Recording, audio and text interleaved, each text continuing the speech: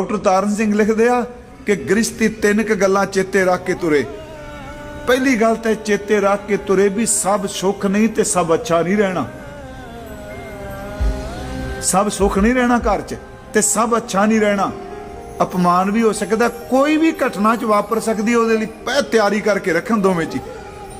अगली गल, रिश्तियां च जिन्ने मर्जी चंगे बन जाओ, जिन्ना मर्जी तुसी भला कर दिओ, ये गल चेते रखियो, इन्हां ने नहोरे देन तो हटना कोई नहीं रिश्तेदारां ने।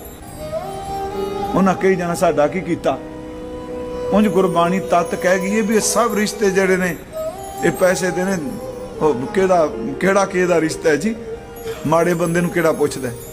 तीजी गल याद रखियो, गृहस्थ विच रहिंदिआं कई रिश्ते ऐसे ने जिथे रूह ना भी मन्ने ते फर्ज अदा करने पैणे नूं, उन्हां फर्जां तो भजना नहीं।